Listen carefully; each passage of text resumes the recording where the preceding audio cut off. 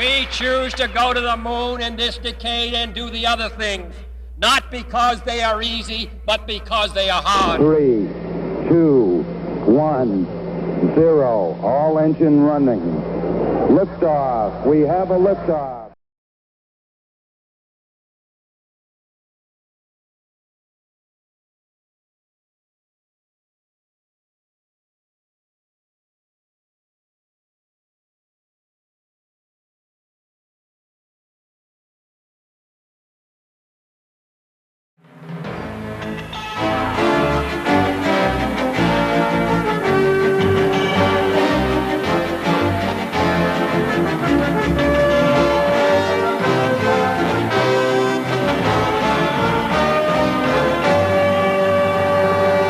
Good evening. There's been a disaster at Cape Canaveral, and the Americans watched it live on television. The American Space Shuttle Challenger exploded just over 2 hours ago, only a minute into its flight. In this special program, we'll be keeping in touch with events at Cape Canaveral and trying to assess how this, the worst tragedy in American spaceflight history, could have happened. Now, it appears that all 7 members of the crew are dead, including the first civilian in space, Mrs. Krista McAuliffe, a 37-year-old social sciences teacher who was married with 2 children. Here first is the launch as we saw it at 11:38 American time this morning. T-minus 10, 9, 8, 7, 6. We have main engine start. 4, 3, 2, 1, and liftoff. Liftoff of the 25th Space Shuttle mission, and it has cleared the tower. Roger, roll, Challenger. Good roll program confirmed. Challenger now heading downrange. Tom, everything looks normal to this point? It's about 20 seconds. Everything looks normal to this point. It's when the long-range tracking cameras took over, and you could see an extreme close-up as the solid rocket boosters appeared to be breaking away from the shuttle and then explode. It comes up in just a few seconds here. Engines at 65%, 3 engines running normally, 3 good fuel cells, 3 good APUs. Velocity 2,257 feet per second. Altitude 4.3 nautical miles, downrange distance 3 nautical miles. It occurred at 9 miles into the mission downrange. Engines throttling up, 3 engines now at 104%. Challenger, go at throttle up. Roger, go at throttle up. There. You could see right before the explosion at the external tank where it attaches to the shuttle, a flame appeared to break out between the external tank and the shuttle. Tom, it was just a situation where everything looked fine, and then all of a sudden it looked like a giant fireworks display overhead. The weather and the sky being so clear, you could of course see it for miles and miles. And at first, no one was quite sure what we had seen. Everyone was just sort of standing around as if things were going normally. But of course, when I saw that fireworks, sort of a fireworks display, I said, "This is not right. It's not something that I had ever seen before." And at that point, I began questioning what had happened, as we all did. But here now at the Kennedy Space Center, everybody's just stunned. They're in shock. It's a situation where people are just sort of standing around in just bewilderment at this point. John, we understand that a C-130 aircraft and several ships are now headed to that point about 9 miles downrange. And this was the scene as the spectators there, including some relatives of the crew on the spacecraft, watched the actual moment of explosion.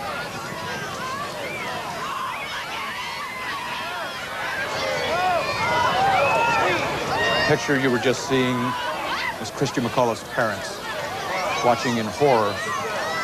These are the students from her school.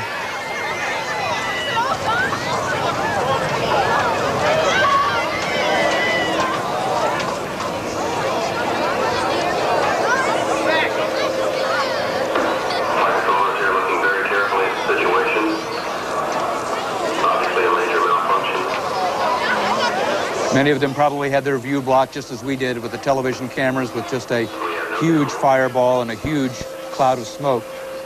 They may not realize yet what has happened. You see concern etched on their faces, the breath that they've been holding released, and then the realization sets in that something is wrong.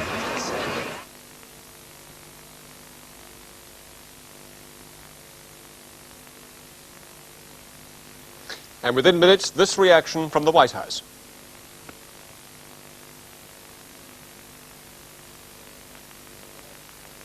Shocked at what he has just seen replayed on television concerning the shuttle launch. We do not have any more information than is being provided to the public at this time. The way the President found out about it is he was in the Oval Office with a group of senior staff preparing for some questions with a group of network correspondents and anchors that were having lunch in the White House today regarding the budget and the State of the Union. The Vice President and the Foreign Policy Advisor, John Poindexter, came in with others and informed the President that the news had just broken. We immediately adjourned our Oval Office meeting and went into an adjoining room, the President's study, where there's a television, and the President then began to review television reports of the explosion there shortly after the launch. So once again, the President is concerned, he is saddened, he is very anxious to have more information on it. At the moment, as I say, we're learning most of our information from what the public is getting. What is your best Well, since then, the President has said that the space program, including the shuttle program, will continue. Well, now, this is the 25th shuttle flight, and I understand that Larry Speakes, the President's press advisor, is now speaking again on Cable News Network. Here he is. What the situation in there are exhausted. Does the President believe... Right. Great.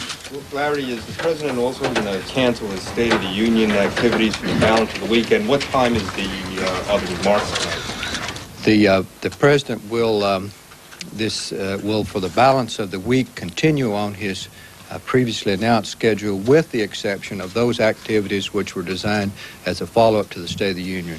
They will be rescheduled for next week.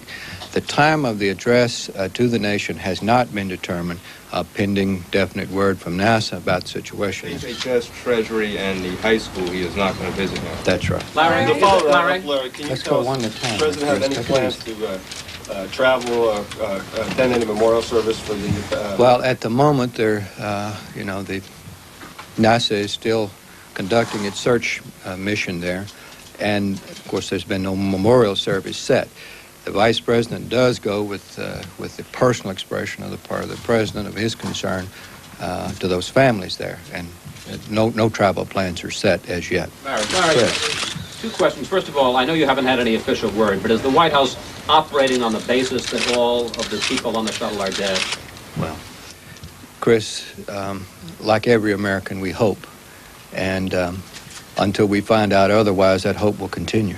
And secondly, to follow up on an earlier question, we were told by the President a few moments ago that he intended to go ahead with the State of the Union. In fact, said while it would cast a pall, the business of governing the nation must go on. What changed his mind in really a very short period of time? Well, as I indicated to your colleague over here just a moment ago, is that the President, like all Americans, watched this on television, and he felt very keenly the emotion that must be felt by the families of those down there and that had to watch this event in person, and very keenly what the American people must be feeling. He consulted with the congressional leadership, and the consensus opinion of the executive and the legislative branch was that it was appropriate to postpone. Larry, can you tell us what information the President is getting other than... Well, that was Larry Speakes from Washington in the White House speaking there. He says that President Reagan, incidentally, has cancelled his State of the Union speech, which he was to give tonight, and the Vice President George Bush, is on his way now to Cape Canaveral. Unclear there from Larry Speakes, and indeed unclear still from Cape Canaveral, whether or not any of the astronauts have survived, but it must be very doubtful that they have survived that instantaneous and horrific explosion of the spacecraft just 60 seconds into its flight. It is the worst disaster in American space history for 19 years since 3 astronauts in the Apollo mooncraft were killed when the Apollo exploded on the launch pad at Cape Canaveral back in 1967. Now let's have a look at exactly what happened in today's first 60 seconds of flight when Challenger left the pad, just again in slow motion.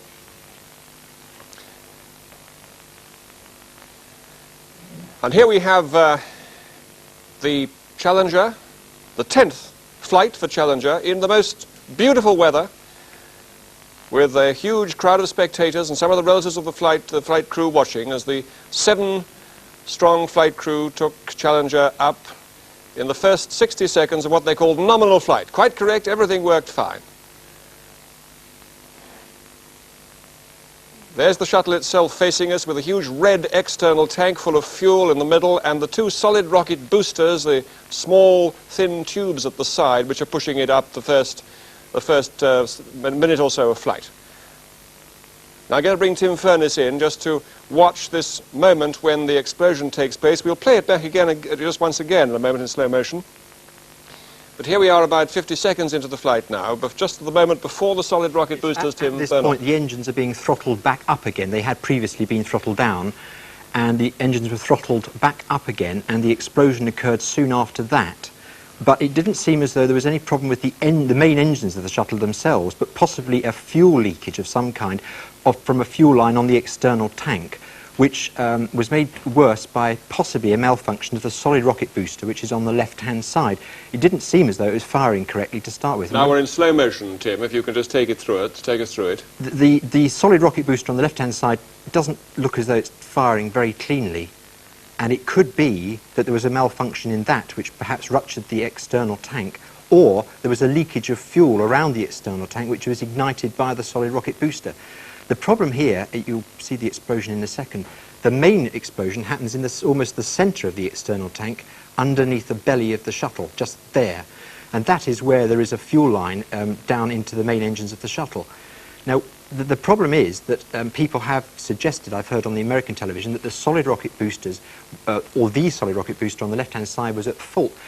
But if you continue looking at this film, you'll see that both solid rocket boosters appear to be continue to fire, the one on the right-hand side and the one on the left. The one on the right-hand side you should see in a minute firing away, and a little bit later on there's a there it is now, coming out on the right-hand side. And that seems to be perfectly all right. The one on the left, which people say might have malfunctioned, seemed to me to be firing all right afterwards. And they seem to be going off at different angles and firing perfectly all right. So it could be a partial solid rocket booster fault which ruptured the fuel tank, or perhaps a rupture in the fuel line down into the main engines. But I don't think there was a problem with the main engines themselves. Now, Tim, is there any way anybody could have survived that horrific fireball there? Well, that tank is just one great big pack of dynamite. And there is just no way anybody could survive that. It just would have broken up the whole vehicle. Tim Furness, incidentally, is a spaceflight journalist. I'm also joined by David Wilson, who was the BBC's science correspondent till very recently, and also by Dr. John Padday, who is a British scientist with Kodak, who is hoping to go up in the shuttle sometime this year. John, just briefly, would you just tell us why you're hoping to go up in the shuttle and whether you're still keen to do it? Well, an obvious question. First of all, I'm not planning or hoping to fly this year.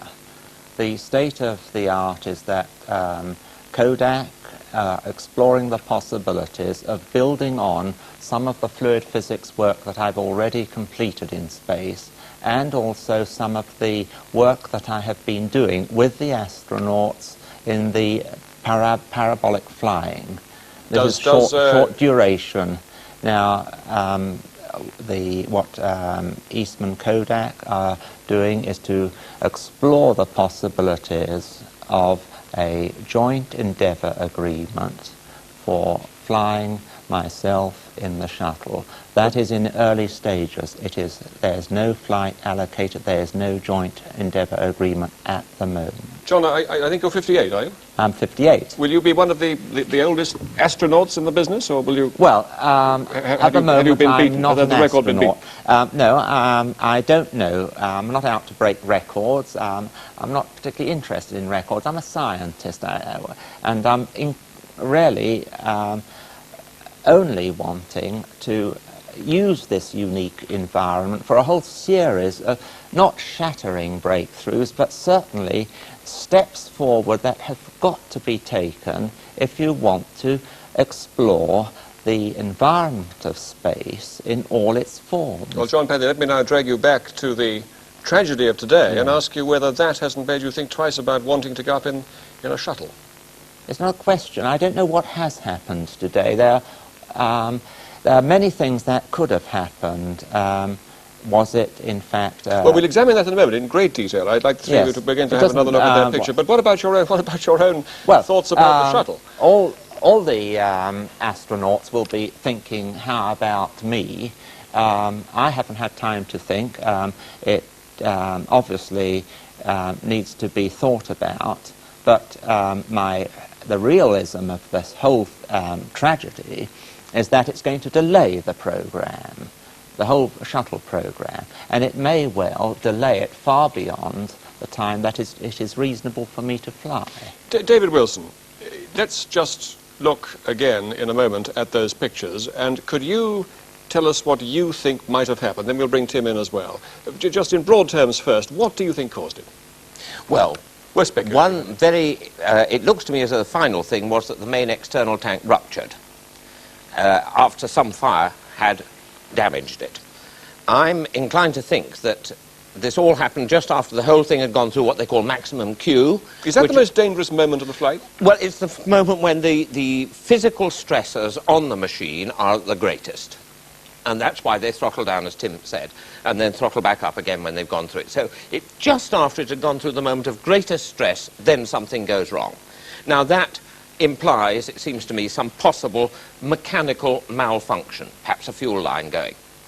The other thing is that I'm interested in is the question of whether one of the solid rocket boosters went wrong. Now, it is worth remembering that at an earlier flight, one of them, in fact, when it was recovered, had, I think, very nearly burnt through its casing. Now, it is just possible that something of that sort could have happened again, and thus set fire in some way to the fuel coming from the big external tank into the shuttle's own engines.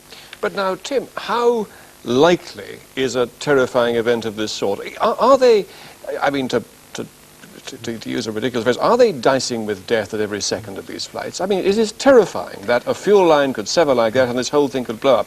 How dangerous is this kind of flight? We've come to accept it as quite normal, as commonplace. Yes, that's right. Well, the Space Shuttle has certainly demonstrated that getting into space is seemingly routine, but having said that, there have been 25 shuttle flights since 1981, and you compare that with the number of test flights, say, that the Concorde did, or the number of civil aircraft that have been flying. So, I mean, the chances of something going wrong were there, and the astronauts were perfectly prepared to accept that one day something dramatically was going to go wrong. The hope was that there were enough redundancies built into the system to overcome them.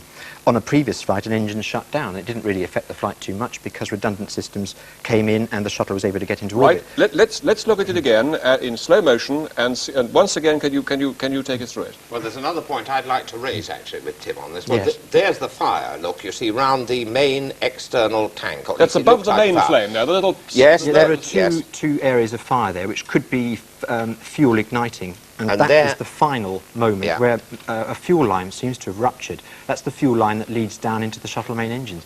It doesn't seem to me, David, that there was any problem with the main engines themselves. Well, I'm a bit worried about that, as I said to you before. There's a couple of flares which earlier on, much earlier on, 10 or 20 seconds before that, which... Well, they could be that the picture had gone out of focus. I thought it was going out of focus and back in again. It could be that. I personally have never seen it happen like that before on these pictures, and so I'm a bit dubious as to whether something went wrong there. But that was certainly at the moment, as you're correct to say, when they were throttling down and then throttling up again.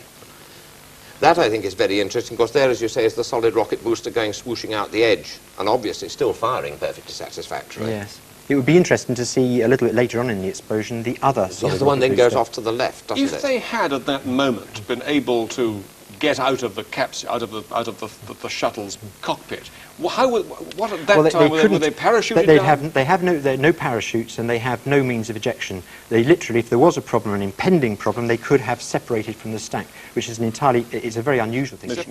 No more manned space missions until the cause of the disaster is established. So although he has said that there's no question of cancelling the shuttle program, there will be no more missions until the cause of this thing is established. Will that take a long time? I don't think it will take very long. And I don't think it necessarily means that the shuttle program is going to be finished for the whole of this year, because there are 4 more orbiters, that's the shuttle main planes, that are scheduled to be flying this year. And if it is found that the problem is a sort of a chance in a million thing, a rupture in a tank or something, then they might say, okay, we can go ahead with the program after maybe about 6 months or so. But if they have discovered an inherent design fault that has suddenly showed up after a number of flights, then obviously they're going to have to redesign the thing and stop the whole program. But the problem is that there are 3 very critical missions this year to do with science probes. One has got to go up on March the 6th to study Halley's Comet. Well, that's questionable whether that's going to happen.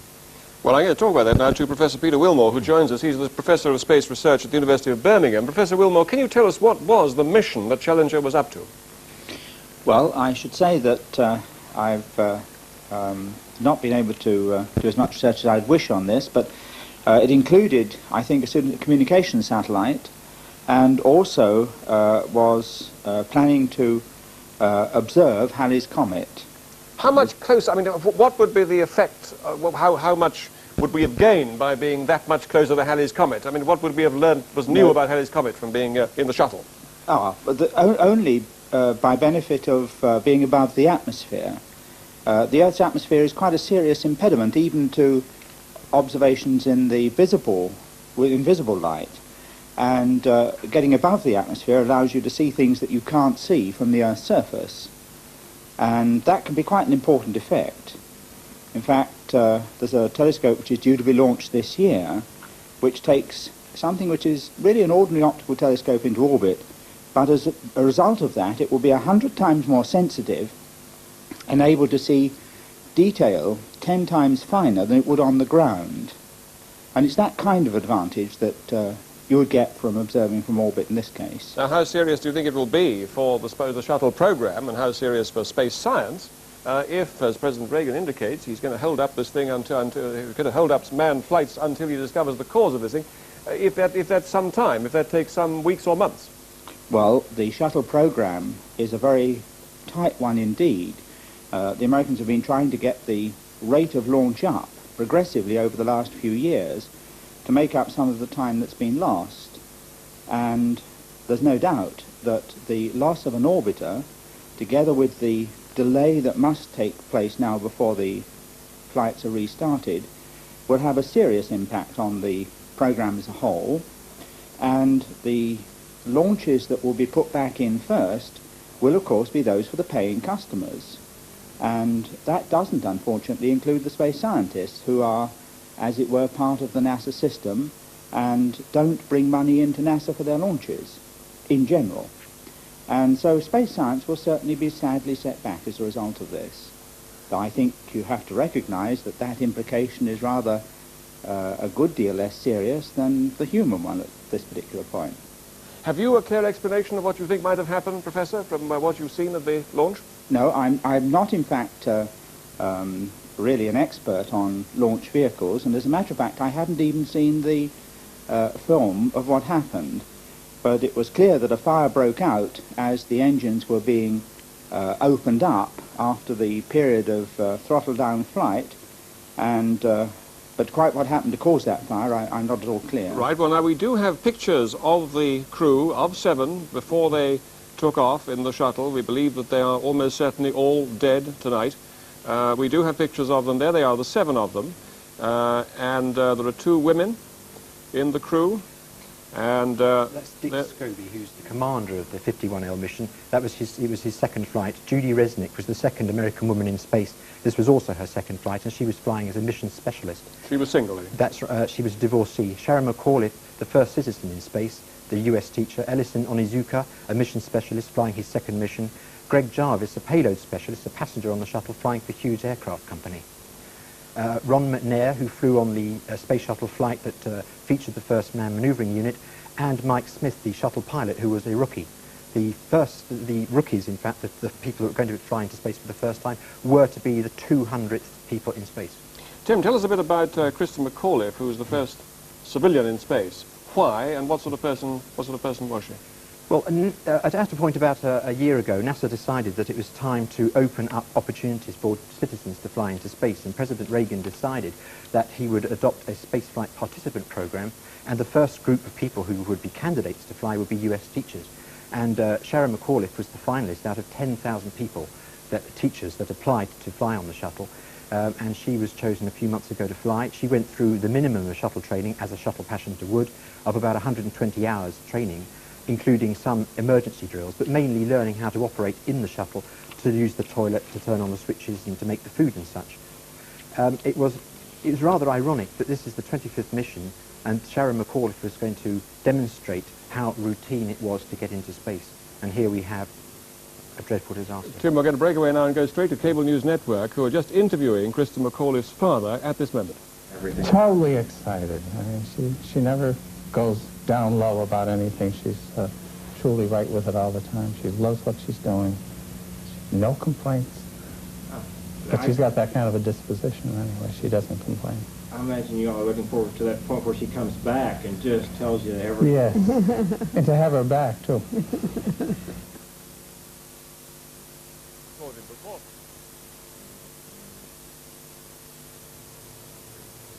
Edward Corrigan, the Commander-in-Chief, President Reagan at the White House, learned about this tragedy. He was in his office, in the Oval Office, and he was preparing to meet with a group of reporters and network anchormen, myself included. We were waiting in the Roosevelt room, and we didn't notice when Donald Reagan, the Chief of Staff, got up and left the room, and we didn't notice a few other things, but we learned later that Vice President George Bush and the National Security Advisor, Admiral John Poindexter, who was sitting 2 seats to my right at the table in the Roosevelt room, he slipped out. Charles Bierbauer, you're there at the northwest lawn of the White House. You were in the room, and you can tell us more. Tim Furness, tell us a bit about the plans for putting more civilians in space. When is the first British astronaut The first British astronaut, Squadron Leader Nigel Wood of the RAF, was due to fly on the shuttle Columbia on the 24th of June this year to help deploy the Skynet for a military communications satellite. I don't think that's going to take place, that flight. It's bound, the whole program is going to be delayed. And Nigel Wood was going to be a typical payload specialist, a passenger on the shuttle who is doing his own experiments. In fact, he's going to carry 7 experiments to carry out on behalf of British scientists. David Wilson, what are the rescue preparations that they will have made in the sea off Cape Canaveral for just this kind of emergency? We saw a couple of parachutes coming down as we were watching it much earlier on this afternoon. And apparently they weren't. There was no question of them being survivors. They were paramedics coming down to look in the sea. But what? Well, I'm not at all sure about that. They could conceivably have been solid rocket boosters which come down by parachute as well, because the idea is to have everything recoverable. But they have, in fact, a great string of vessels out at sea under the flight path or thereabouts.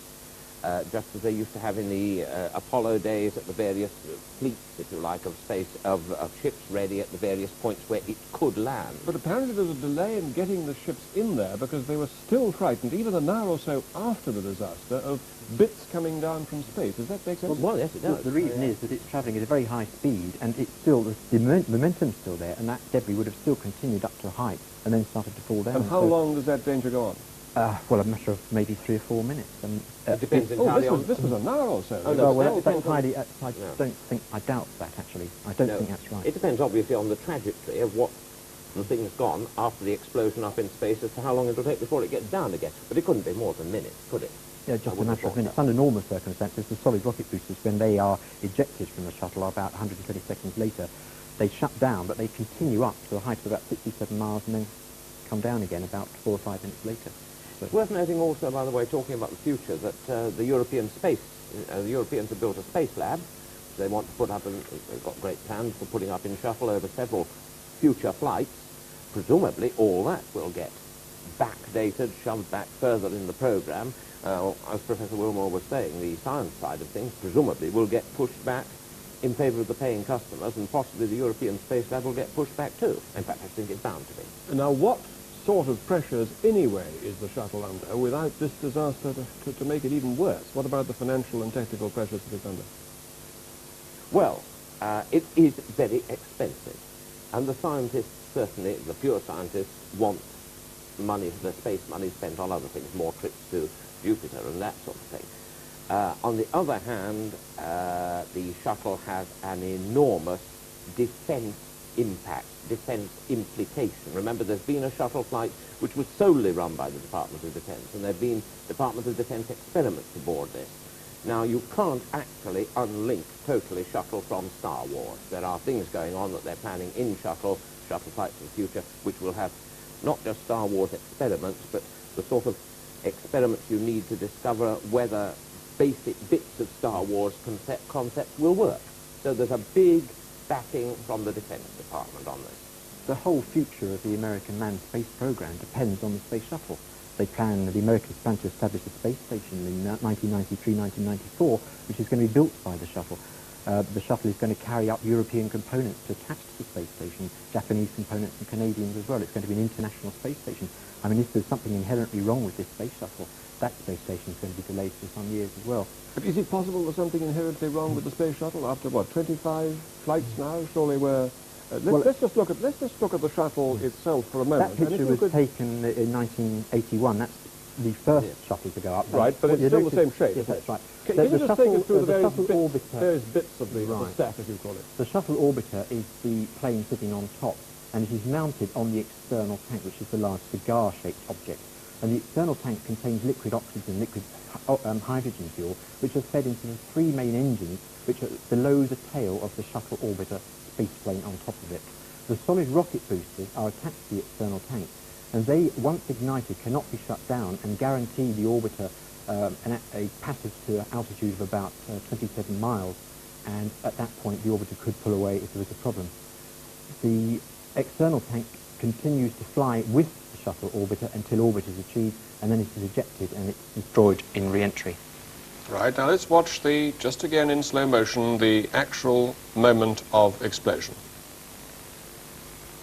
You see, that looks as though there's a fire of some kind at the base of the external tank, maybe leaking fuel, or perhaps a malfunctioning the solid rocket booster, which might be malfunctioning slightly. And there is a massive explosion where presumably the fuel tank is ruptured, or possibly the fuel line to the shuttle has broken. But it would be interesting to see that solid rocket booster on the other side, because I haven't seen that yet again. But it looked to me the first time I saw it as though it was flying normally, in which case it did not malfunction. How are they ever going to be able to tell, David Wilson, from pictures like that, or from communications with the... No, what they usually do with all their previous accidents of various sorts in space, they have an enormous simulation capability. Huge computers. They take everything that's been poured out of the shuttle's computer, the shuttle's computers into the ground computers. They run the whole thing again and again in huge ground-based computers until they can simulate everything that happened. You know the sort of black box they have in aircraft and for which gives information? Well, imagine that sort of multiplied millions of times with data pouring in, and then they simulate what's going on in the computers and follow every single bit through with the data that's been poured down automatically from the start.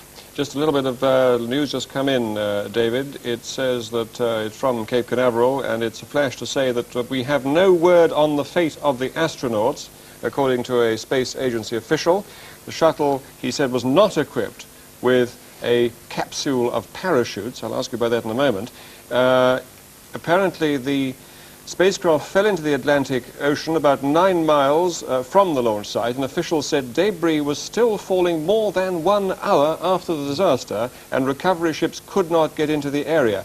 Now, no parachutes in the capsule. Would they have been useless at that height anyway? They don't carry parachutes as a matter of order on the shuttle.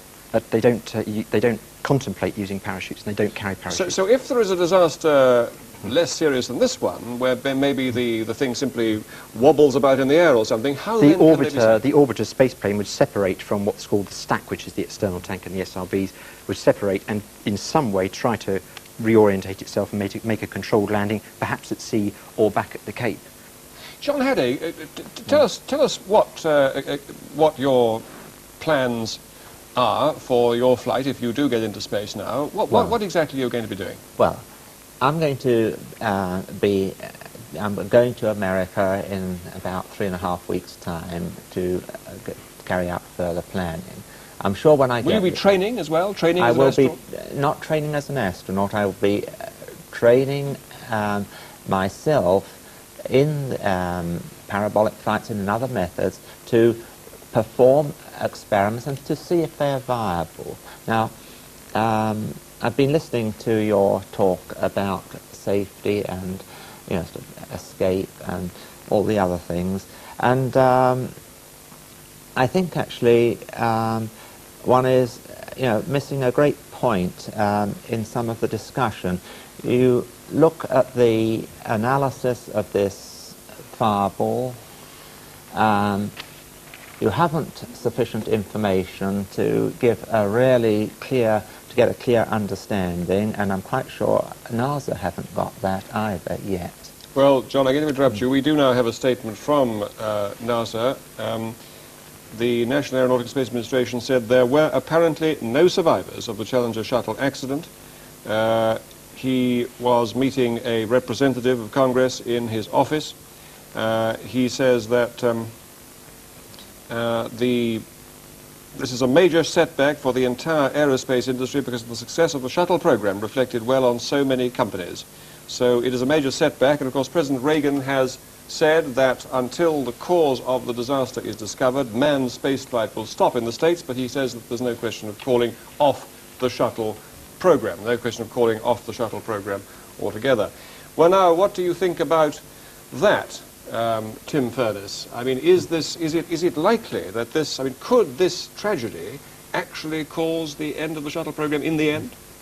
I don't think so.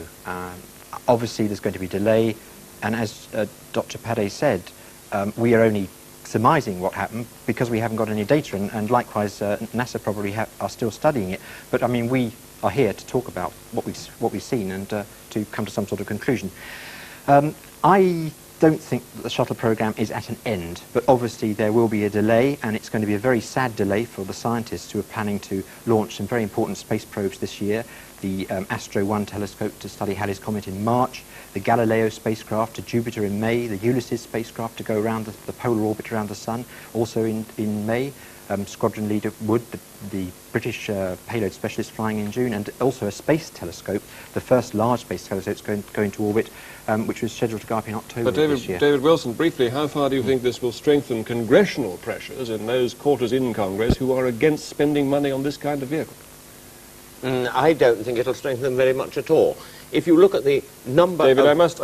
I must end you there, because we're going to end this special programme, and we'll be back, of course, with Newsnight as usual at 5 to 11. Join us then.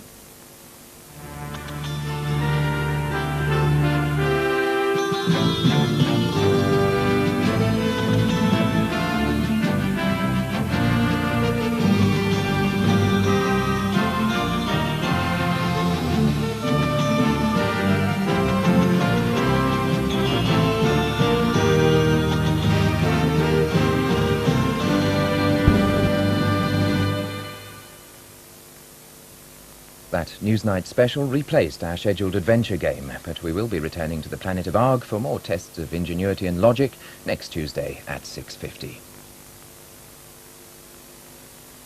With news of this week's food and drink, here's Chris Kelly and the team. And it was cold down there. But the signal to launch was given, and everything was apparently on course up to a minute from liftoff when the Challenger was turning on the full power of her main engines. Challenger, go with throttle up. Roger, go with throttle up. Explosion appeared to come from one of the solid rocket boosters, which supply most of the power for the liftoff, and were then to separate. Instead, the entire space vehicle disappeared in a fireball. The Challenger disintegrated and plunged downwards in spiraling debris.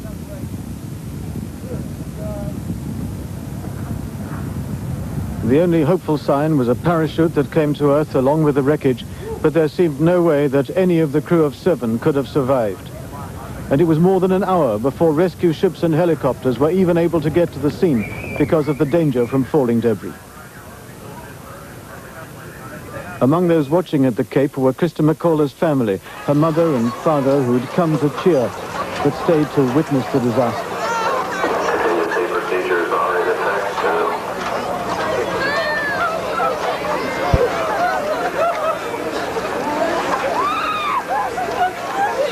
At least they were spared the close-ups and slow-motion replays that were available almost immediately to television viewers across the country. NASA aren't yet saying anything about the cause of the tragedy, but the flames that appeared just before the explosion suggested that there might have been some kind of a fuel leak that then ignited. One immediate effect of the disaster, the President postponed for a week his State of the Union speech, but insisted through his spokesman that the space program goes on. A few moments ago, the President met in the Oval Office with NASA Director Graham and instructed him to fly to the Cape with the Vice President to begin an effort to find out the cause of this tragedy. And then the President said to go forward with the nation's space program. The President said, and I quote, "These people were dedicated to the exploration of space. We could do no more to honor them, these courageous Americans, than to go forward with the program." From the moment of the tragedy, it was assumed at the Cape that all 7 were dead. Tributes to them came not only from the President, but from America's first man in space, Senator John Glenn. Now, in our human existence, let me be philosophical for a moment. I guess in our human existence there is triumph and there is tragedy. And man tries many things. And we advance as a whole human race because we succeed most of the time. We make advances, whether it's in space or engineering or health or medical things. Sometimes, though, we aren't perfect. And then there's a tragedy that brings us back to our own human frailties and our lack of perfection. And so that's the kind of a day we're faced with now. It's been an amazingly successful series of triumphs through the years. But it also is fraught with the possibility of tragedy, and that's what we came up against today. These are the first in-flight deaths and the most serious reverses ever suffered by the space agency. The more serious because the agency had put all its eggs into this particular basket of the space shuttle. And now both civilian and military programs could be set back by years. This is Martin Bell for the 9 o'clock news in Washington. Despite some setbacks over the last years, the launch of a space shuttle had become something of a routine event. But today's, the 25th, captured the imagination of the American public because an ordinary American civilian, not a serviceman or a politician, was on board. Mrs. Krista McCauliffe was married and had 2 children, aged 9 and 6. She was a teacher, and she said she wanted to go into space to humanize the technology of the space age. She was going to conduct 2 lessons from space. Bob Friend now reports on how Mrs. McCauliffe came to be chosen for what turned out to be such a tragic mission. From the time she was picked from 10,000 applicants, Krista McCauliffe couldn't contain her joy.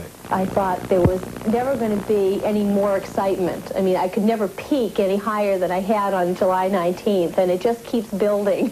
Apart from the extraordinary prospect of being the first private citizen in space, what appealed to Krista most was the thought of sharing her experiences with America's schoolchildren. So I can explain to the kids that everything has to be held down. Scientists at NASA are fastidious with their training. Mrs. McCauliffe had to simulate the feeling of weightlessness. Oh, that's great! I love it! Another bonus, a flight in a T-38 jet. It's wonderful. He broke the sound barrier, and he let me fly for a while. One of the things that I hope to bring back into the classroom is to make that connection with the students that they too are part of history, that the space program belongs to them, and to try to bring them up with the space age. The 37-year-old teacher, eventually picked from 10 finalists during a week of special tests, had planned to keep a diary of her experiences in space. When that shuttle goes, they might be one body. but there's going to be 10 souls that I'm taking with me. Her husband, a lawyer, was nervous at the prospect of his wife going into space, but shared her enthusiasm. Everybody who knows her, I think, honestly thought that, you know, there may have been candidates who were certainly her equal, but that there was nobody that would be superior to her. The days leading up to liftoff were marred by technical problems. 5 times the launch was postponed. Then, yesterday, a screw in the shuttle's hatch became stuck. They brought in a drill, the battery failed. By the time the fault had been fixed, the winds were too strong for a launch. We are going to scrub for today, and we'll be letting the crew out of the orbiter, and they will go back to the crew quarters. This morning, the astronauts were given an extra hour in bed while a faulty gauge was repaired. Then, breakfast together, and the ill-fated liftoff. Earlier, jubilation at Mrs. McAuliffe's school as children watched the launch. Stunned as things went horribly wrong, they filed back to their classrooms. Later tonight, Vice President George Bush is flying down to Cape Canaveral to express President Reagan's sympathy to relatives of the dead. Mr. Bush will be setting up the inquiry to find out just what went wrong. Mr. Reagan has said the shuttle program will carry on. He said, "We could do no more to honor these courageous people than to go ahead." And he said he does have confidence in the people who've been running the program, but he was certain there'd be no more shuttle flights until today's disaster had been fully investigated. James Wilkinson now reports on what that investigation will be looking for. The end came suddenly, unexpectedly, and catastrophically. It happened so quickly, finding the trigger which set off the disaster could prove very difficult. Slow-motion pictures show flames lapping up the edge of the huge external tank. But close study of the pictures seems to show the leak coming from the top of the tank. The slipstream carried the gas towards the engine, where it ignited. Then there were almost simultaneous explosions beneath the shuttle vehicle itself and at the top of the tank, as if that was the source of the gas. Within seconds, the tank was engulfed in flames and the fuel exploded. The shuttle vehicle itself disintegrated. The solid rockets veered off.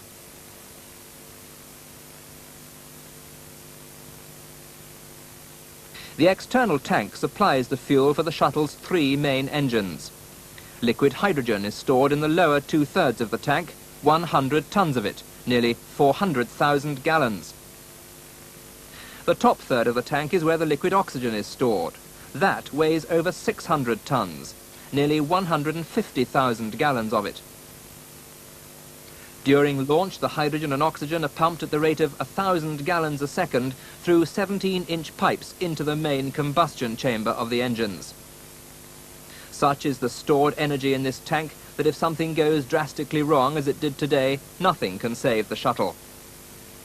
It's the world's worst space disaster by far, but not the only one. In January 1967, astronauts Grissom, White and Chaffee were burned to death on the ground in their Apollo capsule. An electrical arc had sparked an oxygen fire. In April 1967, a Russian cosmonaut, Vladimir Komarov, died when his spacecraft's parachute became snagged before landing. In June 1971, 3 Russian cosmonauts were killed when they re-entered the atmosphere on Soyuz 11. The shuttle program has been plagued with problems. It was years late. Some engineers claimed not enough money was spent during the development stage, and that contributed to the many minor hiccups. There were problems with the heat-resistant tiles, meant to protect the shuttle on re-entry. Launches were delayed with computer problems. In 1983, a solid rocket engine nozzle nearly burnt through. That would have been a disaster. Last year, one mission ended in a lower orbit than expected, when a main engine shut down too early. But nothing prepared NASA for today's catastrophe.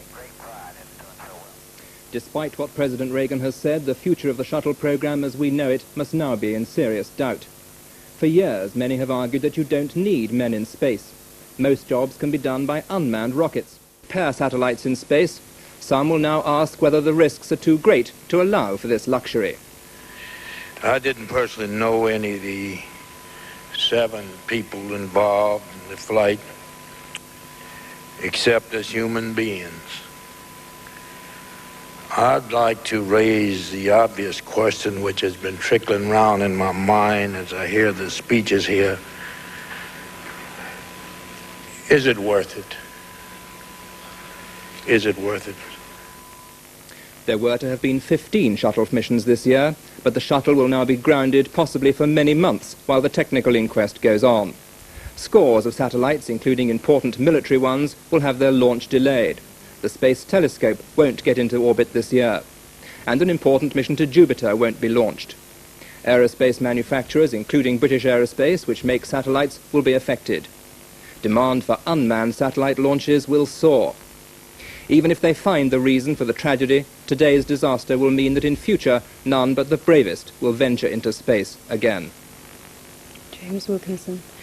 For all its problems, until today the shuttle program had been regarded as a success story. The idea of the reusable spacecraft was a leap forward in technology. It also put the United States well ahead of the Soviet Union in the space race because it opened the way for a huge expansion in the commercial exploitation of space. The Space Shuttle's first flight, nearly 5 years ago, was a spectacular achievement in man's long quest to conquer space. It was a triumph to invent a spaceship which could be used up to 100 times. The shuttle seemed to go up so often and so successfully that most of us hardly bothered to think about it. But there were problems. Nearly every mission was dogged by frustrating technical delays, and indeed 2 technicians were killed on the ground before the first launch. But overall, there was no doubt that the Space Shuttle would dominate the development of spaceflight in the West for the rest of this century. Welcome to the 8th Satellite Repair Company. We pick up, repair, and deliver. Manned space flight epitomized the American dream. It summed up America's pioneering spirit and technical know-how. President Reagan was the loudest cheerleader for his astronauts' exploits in space. The feats of daring do included rescuing and repairing broken satellites at 17,500 miles an hour. The shuttle's space lab led to scientific breakthroughs. In the future, the weightless, germ-free environment of the spaceship could be used to manufacture drugs such as interferon and insulin. The space shuttle helped satisfy man's cosmic wanderlust, but not everyone was impressed. Some critics said it was foolish and unnecessary to put men into space. They argued that people were going up and down simply for the sake of it, and that unmanned flight would have been cheaper and just as rewarding. Today's tragedy will provoke much soul-searching, but there's little doubt that when it's all over, there'll be more men and women queuing up for the next flight into space. Touchdown. The British Space Society has been holding its annual dinner in London tonight. It's a long-standing event and it's been completely overshadowed by this afternoon's shuttle disaster. Many of Britain's leading authorities on space exploration are there, and Mike Mackay has been talking to them. 70 members of the Space Society were gathering at the Café Royal tonight when word came of the Challenger explosion. The guests were stunned by the news. The Society, formed 2 years ago, brings together representatives of dozens of companies involved in European space projects, not least the Ariane satellite launching program. Before starting their bi-monthly dinner, some of the guests spoke of their reaction to the Challenger disaster. Launch vehicles, whether they are expendable, unmanned launch vehicles like Ariane or reusable vehicles like the Shuttle, are prone to failure. Everybody recognises that the Shuttle is a very reliable vehicle. It has many fail-safe features, and what we've seen today is a failure of the Shuttle which is not fail-safe, but nevertheless is inevitable. We don't know yet the exact cause of this disaster, and we have first to identify the exact reason, and when it is known, then it will be possible to see the exact consequences of such a failure. But I think that the whole orbiter flight will be grounded for months. I'm afraid that this is a price to be paid for a manned launcher. Of course, an unmanned launcher for launching communication satellites doesn't present the same problems. Before dinner, the chairman called on Society members to observe a minute's silence for the 7 who'd lost their lives in the Florida accident.